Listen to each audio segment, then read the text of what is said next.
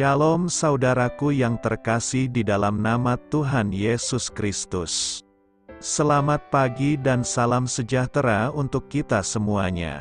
Saya Ardi, menyambut Anda di dalam renungan Kristen Saudara Rohani. Selamat datang kembali di dalam renungan dan siraman rohani pagi hari ini. Harapan kami, semoga saudara yang terkasih dalam keadaan sehat selalu. Kiranya damai dan sukacita Roh Kudus melimpah dan tercurah di dalam hati dan pikiran saudara saat ini. Sebelum kita mulai renungan kita pada pagi ini, marilah kita bersama-sama berdoa. Selamat pagi Allah Bapa di surga, Allah yang Maha Pengasih dan Maha Baik. Terima kasih untuk penjagaan-Mu semalaman sehingga kami bisa tidur dengan nyenyak.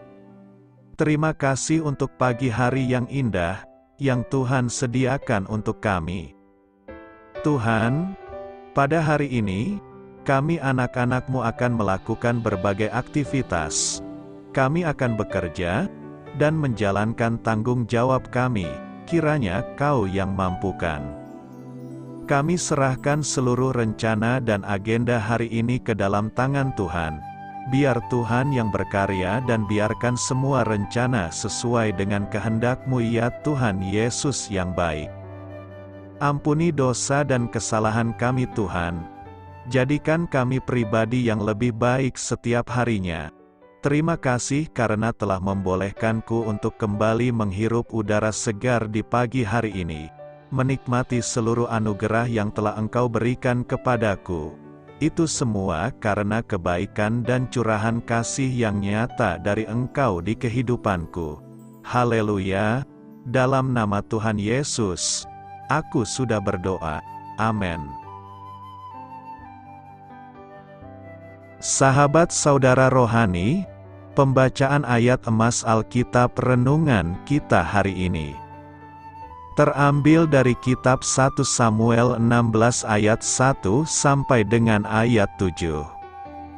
Berfirmanlah Tuhan kepada Samuel, "Berapa lama lagi engkau berduka cita karena Saul? Bukankah ia telah kutolak sebagai raja atas Israel? Isilah tabung tandukmu dengan minyak dan pergilah. Aku mengutus engkau kepada Isai, orang Betlehem itu, sebab di antara anak-anaknya telah kupilih seorang raja bagiku." Tetapi Samuel berkata, "Bagaimana mungkin aku pergi? Jika Saul mendengarnya, ia akan membunuh aku." Firman Tuhan, "Bawalah seekor lembu muda dan katakan, Aku datang untuk mempersembahkan korban kepada Tuhan." Kemudian undanglah Isai ke upacara pengorbanan itu. Lalu aku akan memberitahukan kepadamu apa yang harus kau perbuat. Urapilah bagiku orang yang akan kusebut kepadamu." Samuel berbuat seperti yang difirmankan Tuhan dan tibalah ia di kota Betlehem. Para tua-tua di kota itu datang mendapatkannya dengan gemetar dan berkata, "Adakah kedatanganmu ini membawa selamat?" Jawabnya, "Ya, benar, aku datang untuk mempersembahkan korban kepada Tuhan. Kuduskanlah dirimu, dan datanglah dengan daku ke upacara pengorbanan ini." Kemudian ia menguduskan Isai dan anak-anaknya yang laki-laki dan mengundang mereka ke upacara pengorbanan itu. Ketika mereka itu masuk dan Samuel melihat Eliab, lalu pikirnya, "Sungguh, di hadapan Tuhan sekarang berdiri yang diurapinya." Tetapi berfirmanlah Tuhan kepada Samuel, "Janganlah pandang parasnya atau perawakan yang tinggi, sebab aku telah menolaknya. Bukan yang dilihat manusia yang dilihat Allah. Manusia melihat apa yang di depan mata, tetapi Tuhan melihat hati." Ayat renungan pagi kita terambil dari kitab 1 Samuel 16 ayat 1 sampai dengan ayat 7. Inti dari ayat emas renungan kita adalah, manusia melihat apa yang di depan mata, tetapi Tuhan melihat hati. Mari kita mulai renungan pagi kita. Kata-kata bijak yang dapat kita petik adalah: tidak ada lagi prasangka. Renungan kita pada hari ini ditulis dan disusun oleh Marvin Williams. Mari kita mulai kisah inspiratif. Bertahun-tahun yang lalu, Julie Lanzmann mengikuti audisi untuk posisi peniup utama sebagai trompet Prancis bagi Metropolitan Opera Orchestra, New York. Opera itu mengadakan audisi di balik layar untuk menghindari prasangka dari para juri. Lanzmann mengikuti audisi dengan baik dan berhasil memenangi kompetisi itu. Namun, ketika ia keluar dari balik layar, beberapa anggota dewan juri yang semuanya pria segera memunggunginya dan berjalan ke belakang ruangan. Tampaknya, bukan Lanzmann yang mereka cari. Ketika bangsa Israel meminta seorang raja, Allah menyediakan apa yang mereka minta dengan memberikan seorang pria berperawakan mengesankan seperti raja-raja bangsa lain. Namun, karena tahun-tahun pertama Saul sebagai raja ditandai dengan kesetiaan dan ketidaktaatan, Allah mengutus Samuel ke Bethlehem untuk mengurapi seorang raja baru. Ketika Samuel melihat Eliab, sang putra sulung, ia mengira bahwa Eliab itulah yang dipilih Allah sebagai raja karena perawakannya yang mengesankan. Namun, Allah menantang pemikiran Samuel. Manusia melihat apa yang di depan mata, tetapi Tuhan melihat hati. Allah telah memilih Daud untuk memimpin umatnya. Saat menilai kemampuan dan kecocokan manusia untuk tujuannya, Allah melihat karakter, keinginan, dan motivasi. Dia mengundang kita untuk menyelaraskan pandangan kita dengannya, untuk melihat dunia dan manusia seperti cara Dia melihat, dengan berfokus pada hati manusia dan bukan pada penampilan luar atau prestasi mereka. Marilah kita renungkan di dalam hati kita, mengapa penting untuk tidak menilai orang berdasarkan prasangka pribadi? Apa artinya bagi Anda untuk memiliki hati yang tulus bagi Allah? Hal ini patut kamu ketahui, dalam Perjanjian Lama, Daud diperkenalkan secara resmi di 1 Samuel 16. Meski demikian, namanya sudah disebutkan jauh sebelumnya. Di Rut 4 ayat 17 kita membaca bahwa tetangga-tetangga perempuan memberi nama kepada anak itu. Katanya, pada Naomi telah lahir seorang anak laki-laki. Lalu mereka menyebutkan namanya Obed. Dialah ayah Isai, ayah Daud. Kisah Naomi adalah kisah tentang persiapan.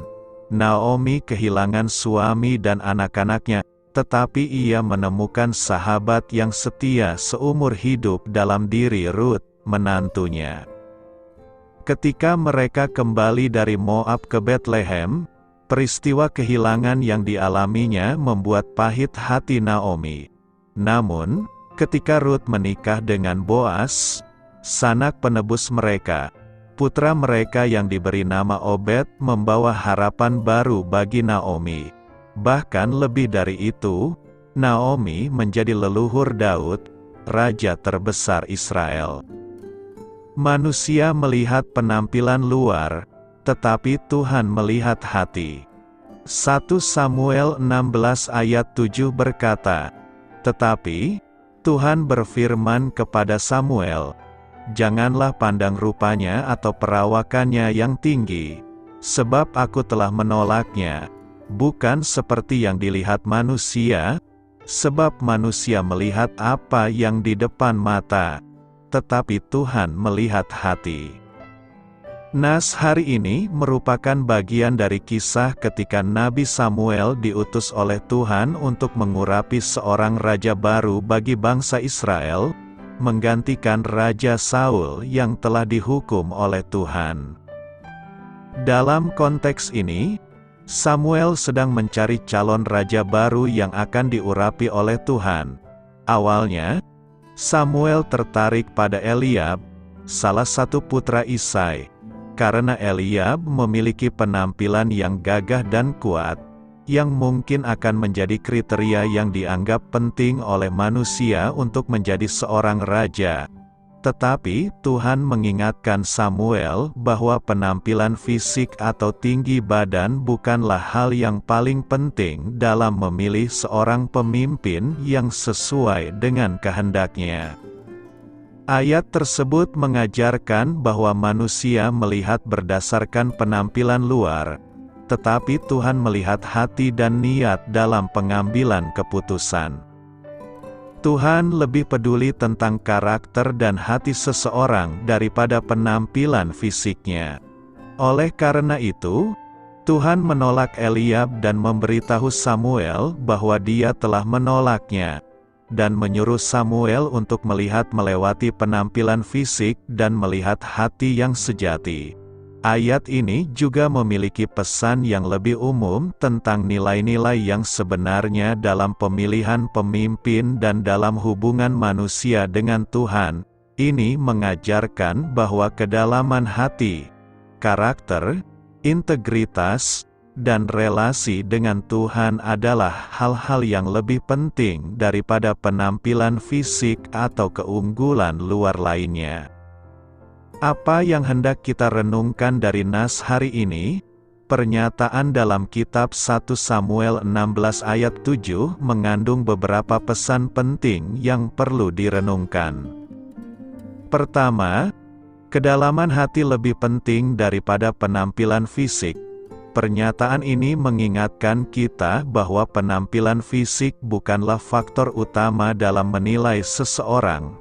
Terlalu sering, manusia cenderung menilai berdasarkan apa yang terlihat di permukaan, tanpa melihat ke dalam hati dan karakter sejati seseorang.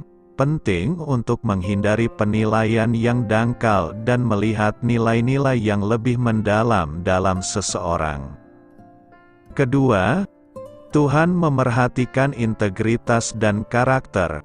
Pesan ini menggarisbawahi pentingnya integritas dan karakter yang kuat. Tuhan lebih peduli tentang bagaimana hati seseorang, kejujuran, dan moralitasnya daripada penampilan luar. Hal ini mengingatkan kita untuk mengembangkan karakter yang baik dan mempertahankannya dalam segala situasi. Ketiga, pandangan Tuhan berbeda dengan norma manusia. Ayat ini menunjukkan bahwa pandangan Tuhan berbeda dengan pandangan manusia. Norma dan kriteria yang manusia gunakan untuk menilai seseorang tidak selalu sejalan dengan nilai dan kehendak Tuhan. Oleh karenanya, kita harus lebih mengutamakan nilai-nilai Tuhan daripada ekspektasi manusia. Keempat, hubungan kita dengan Tuhan. Ayat ini mengingatkan kita bahwa hubungan dengan Tuhan adalah faktor penting dalam hidup. Tuhan melihat hati manusia dan mengenalnya dengan mendalam. Ini menekankan perlunya menjaga hubungan yang baik dengan Tuhan dan menghidupkan hidup yang sesuai dengan kehendak-Nya. Dalam keseluruhan, pernyataan ini mengajarkan bahwa penilaian yang lebih dalam, moralitas, integritas, dan hubungan dengan Tuhan memiliki nilai yang jauh lebih besar daripada penampilan fisik atau apa yang terlihat di permukaan. Karena itu, renungan ini adalah panggilan untuk menghargai dan menghormati nilai-nilai batiniah yang membentuk karakter sejati seseorang. Apa artinya bahwa Allah melihat hati seseorang? Mari kita jawab. Manusia secara umum mempertimbangkan karakter dan nilai seseorang dari penampilan jasmani. Jika seseorang tinggi, rupawan, berperawakan gagah, dan berpakaian rapi, maka orang itu disenangi. Seringkali kita mencari ciri-ciri jasmani ini dalam seorang pemimpin. Namun Allah memiliki kemampuan unik sehingga Ia dapat melihat dalam seseorang. Allah mengenal karakter sejati kita karena Ia melihat hati. Di dalam 1 Samuel 16, waktunya telah tiba bagi Samuel untuk mengunjungi rumah Isai di Betlehem guna mengurapi Raja Israel yang baru.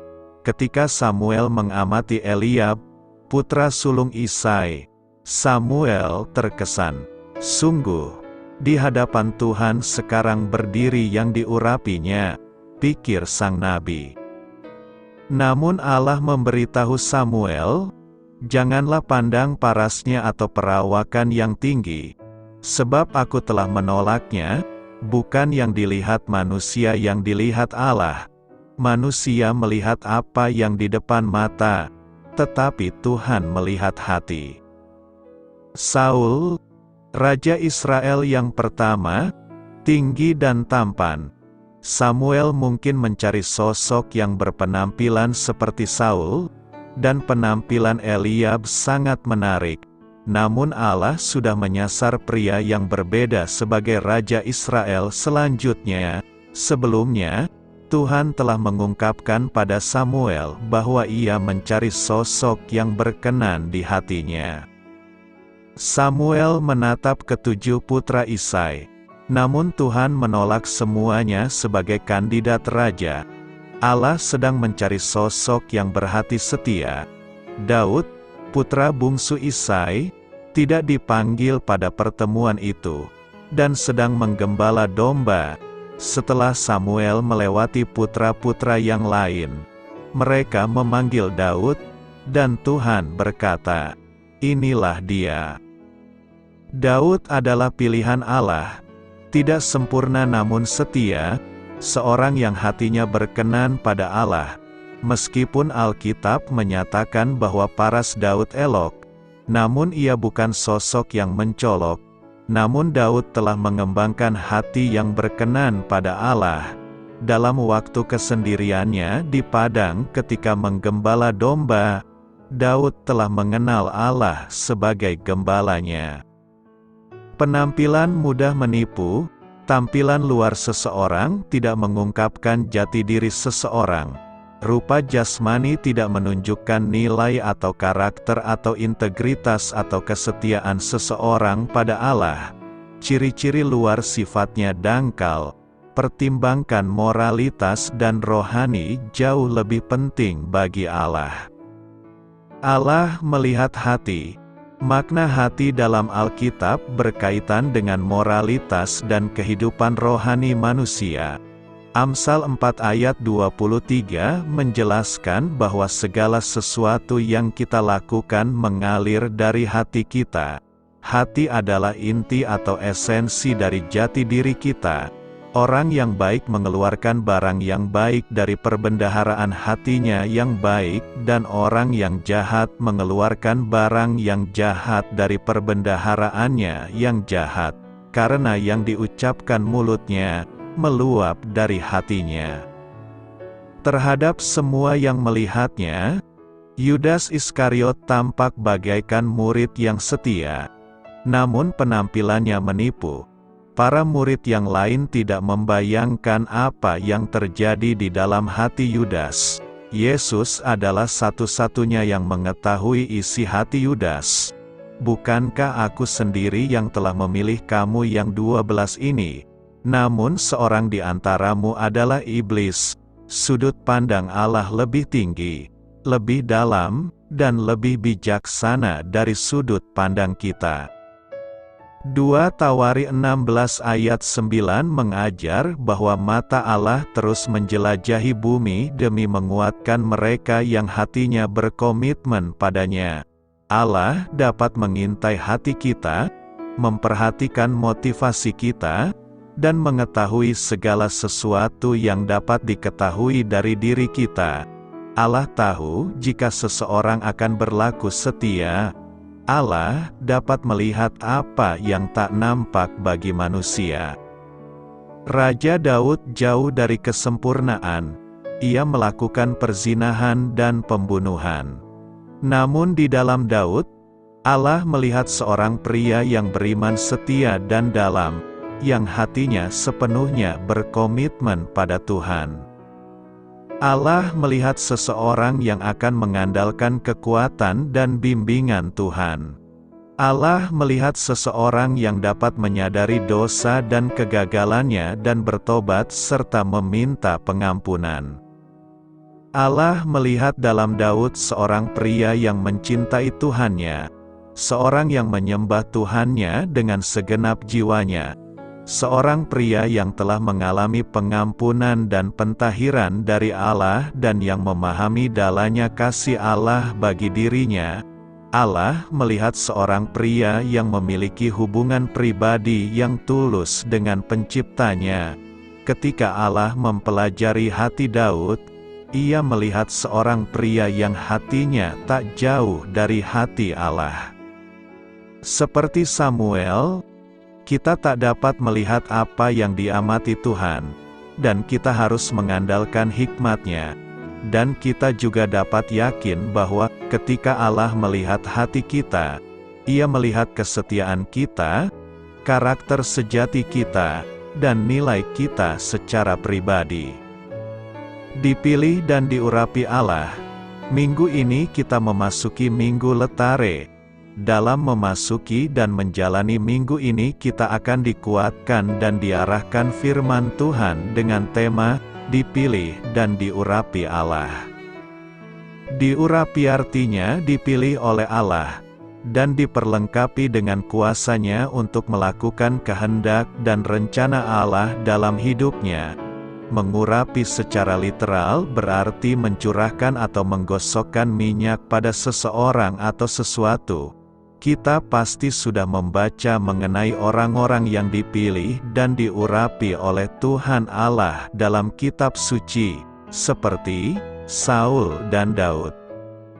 Ciri-ciri orang-orang yang diurapi Tuhan, yakni, pertama, harus siap menghadapi keadaan, punya prinsip yang tegas, tetapi lemah lembut dengan sikapnya yang tenang.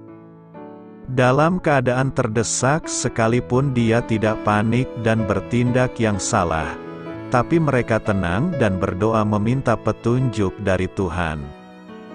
Misalnya Musa yang memimpin bangsa Israel keluar dari Mesir, di saat ada di pinggir laut Teberau, dan dikejar-kejar oleh orang Mesir. Musa tidak panik dan berkata kepada seluruh orang Israel, "Janganlah takut. Berdirilah tetap dan lihatlah keselamatan dari Tuhan, yang akan diberikannya hari ini kepadamu.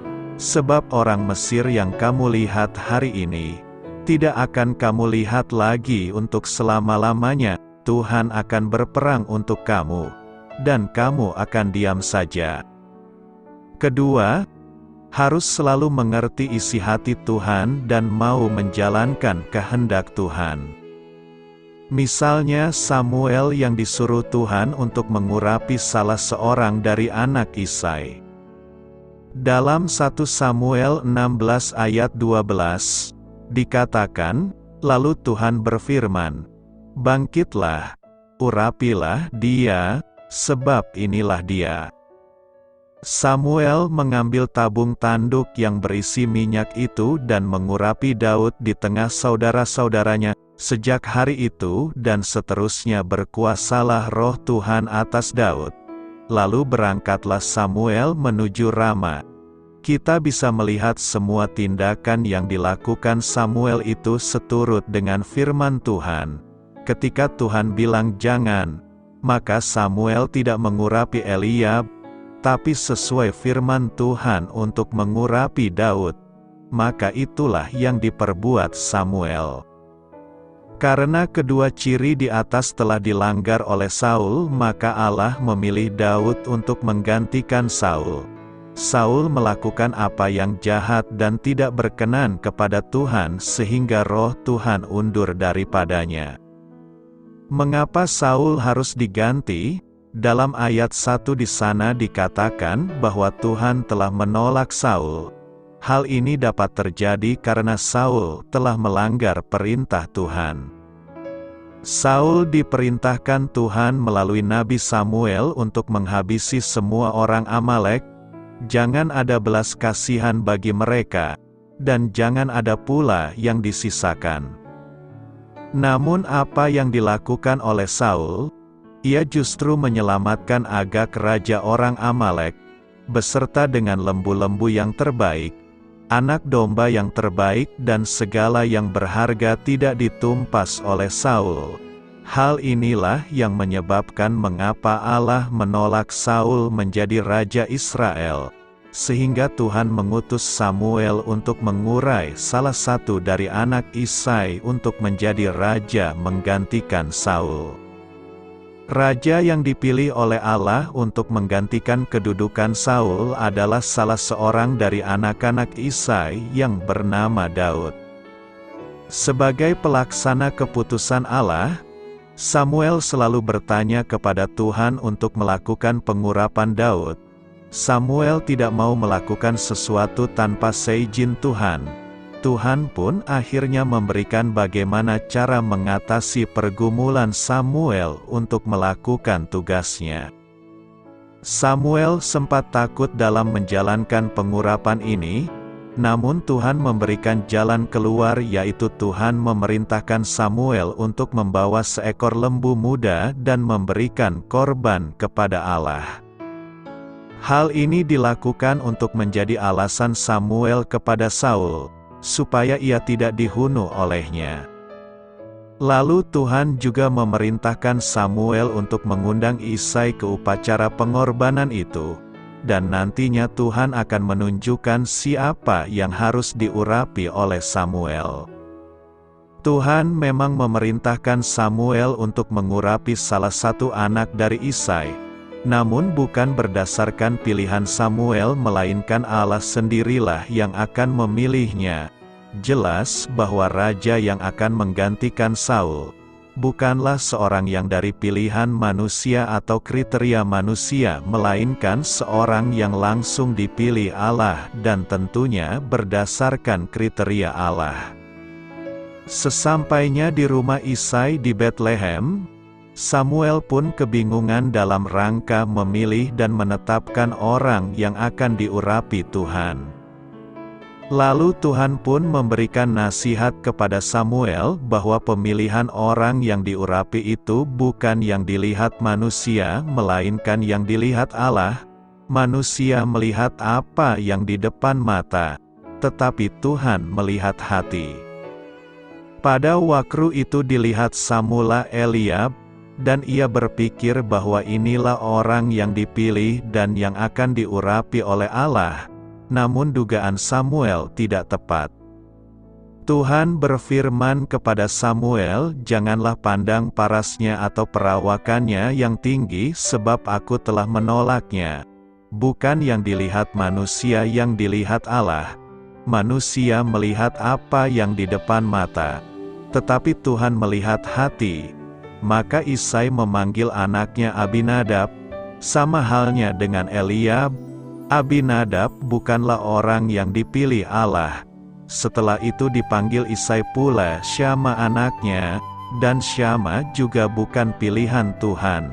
Hingga ketujuh anak Isai semuanya terpanggil, tidak ada yang dipilih oleh Allah. Setelah ketujuh anak Isai diperhadapkan kepada Samuel, dan di antara ketujuh orang itu tidak ada yang dipilih oleh Allah. Samuel pun bertanya kepada Isai apakah ia masih memiliki anak kecuali dari ketujuh orang yang telah ditunjukkan kepadaku. Isai berkata bahwa ia masih memiliki seorang anak yang sedang menggembalakan kambing domba. Maka Samuel memerintahkan Isai untuk memanggilnya. Daud memanglah seorang yang suka menggembalakan kambing domba, meskipun kambing dombanya hanya 2-3 ekor, dan ia sangat bertanggung jawab dan setia dalam melindungi kambing dombanya dari hewan buas. Setelah Daud datang, maka berfirmanlah Tuhan kepada Samuel, "Bangkitlah dan urapilah dia." Kemudian Samuel mengambil tabung tanduk yang berisi minyak, lalu diurapinyalah Daud di hadapan saudara-saudaranya.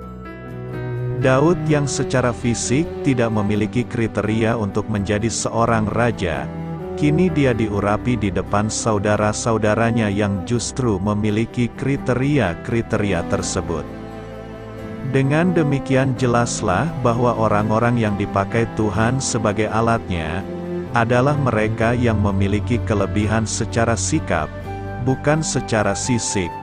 Jika kita melihat kehidupan kita sekarang ini, mana yang sedang kita tumbuhkan perkembangan fisik agar dilihat orang hebat atau sikap yang kerap kali tidak diperhatikan namun akan muncul sebagai orang hebat.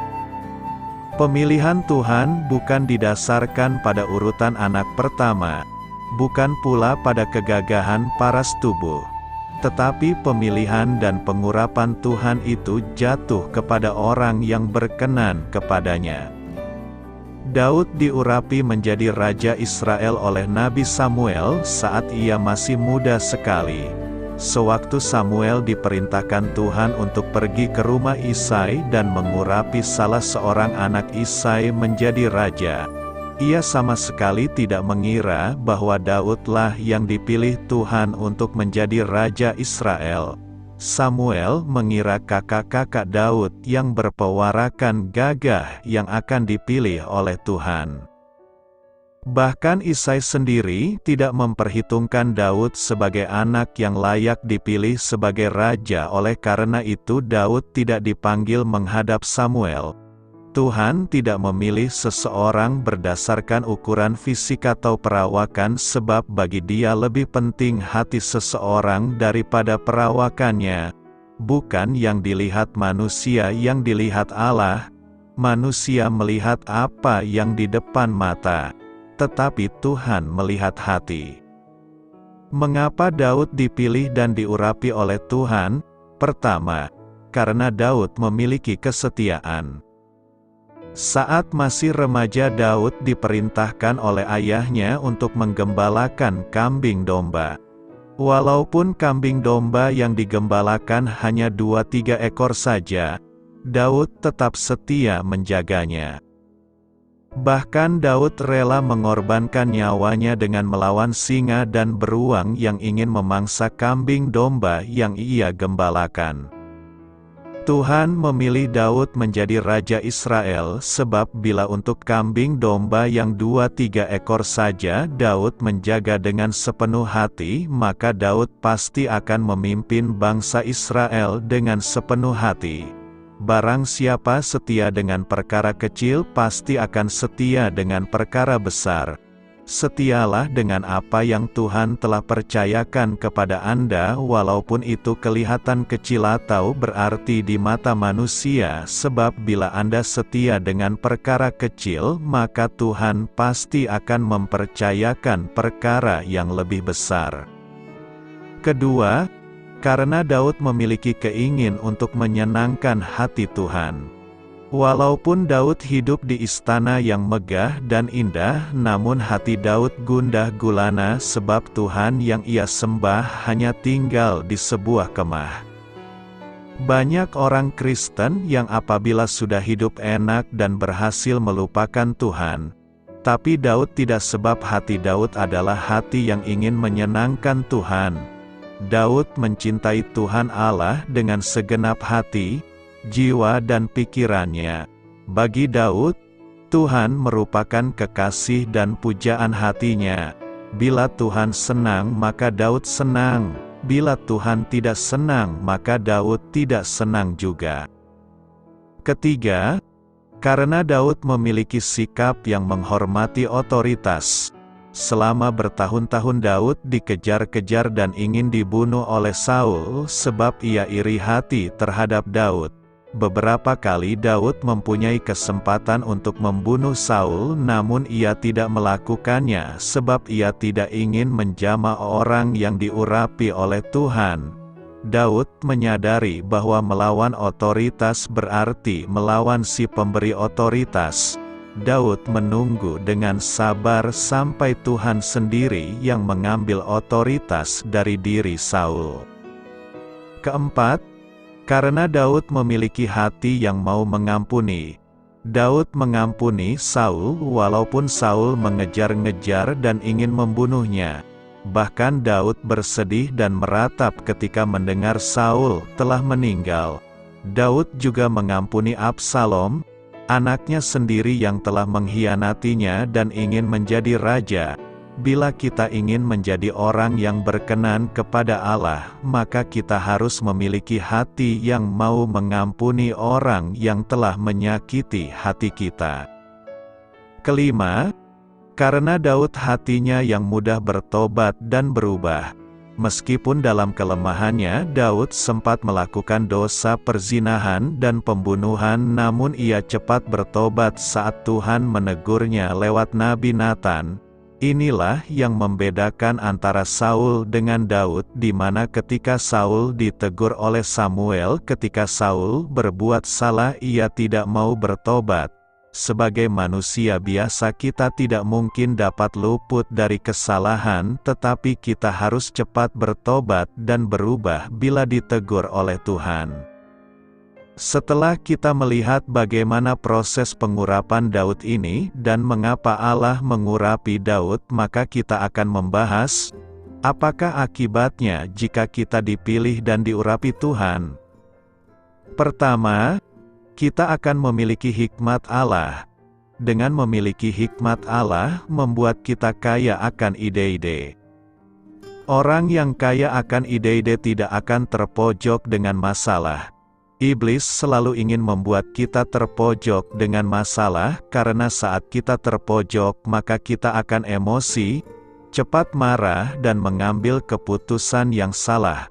Daud maju berperang dan selalu berhasil kemana juga Saul menyuruhnya, sehingga Saul mengangkat dia mengepalai para prajurit. Hal ini dipandang baik oleh seluruh rakyat dan juga oleh pegawai-pegawai Saul.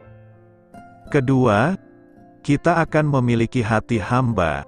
Orang yang memiliki hati hamba fokus hidupnya bukan pada harta benda, tetapi perintah Tuhanlah yang menjadi fokus hidupnya. Ketiga, kita siap mengambil resiko dan menerima tantangan. Daud dikejar untuk dibunuh oleh musuh-musuhnya. Tetapi Daud tidak takut karena hidupnya ada dalam lindungan Allah yang Maha Kuasa. Saul mengatakan kepada Yonatan, anaknya, dan kepada semua pegawainya, bahwa Daud harus dibunuh. Tetapi Yonatan, anak Saul, sangat suka kepada Daud, tetapi roh jahat yang daripada Tuhan hingga pada Saul, ketika ia duduk di rumahnya, dengan tombaknya di tangannya, dan Daud sedang main kecapi.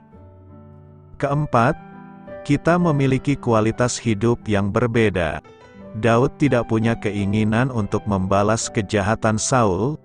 Daud tidak punya dendam terhadap Saul.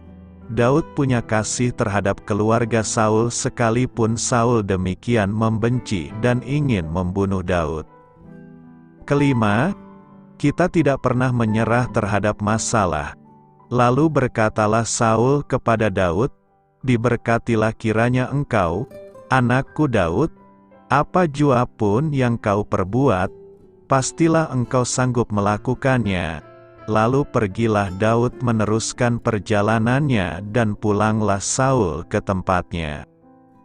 Kita semua yang sudah dipilih dan diurapi Tuhan akan memiliki hikmat Allah, memiliki hati hamba, siap mengambil resiko dan menerima tantangan, memiliki kualitas hidup yang berbeda, dan tidak pernah menyerah terhadap masalah. Doa saya menyertai saudara sekalian. Marilah kita menyampaikan doa syafaat. Allah yang penuh belas kasihan, tolonglah aku untuk tidak menilai orang berdasarkan penampilan mereka. Amin. Sampaikan harapan dan permintaan saudara kepada Tuhan.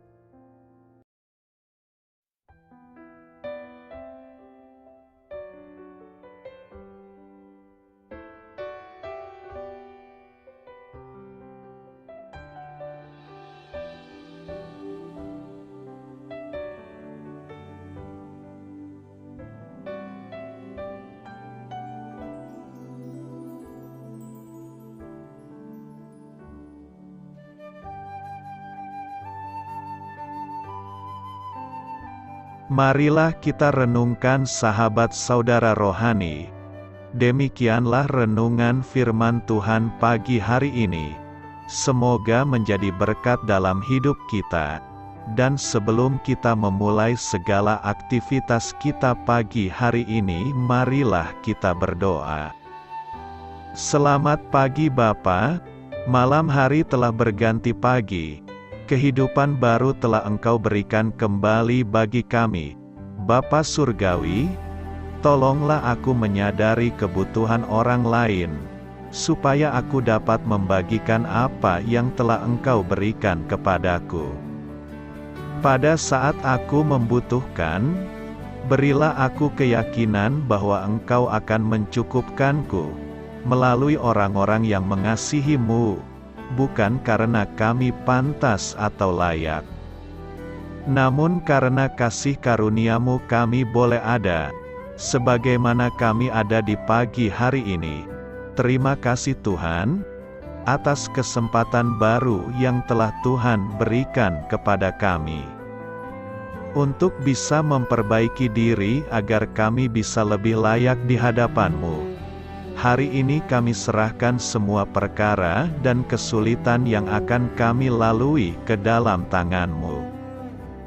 Biarkanlah kami bisa memuliakan-Mu dalam segala aktivitas yang akan kami lakukan. Amin. Biarlah firman Tuhan menjadi pengingat untuk kita semua, bahwa tuntunan dari Roh Kudus akan selalu memberi jalan keluar bagi setiap permasalahan hidup kita, dan memberi kedamaian di hati kita. Sampai jumpa di renungan pagi saudara rohani berikutnya. Kiranya Tuhan selalu memberkati saudara semua hari ini. Amin. Shalom.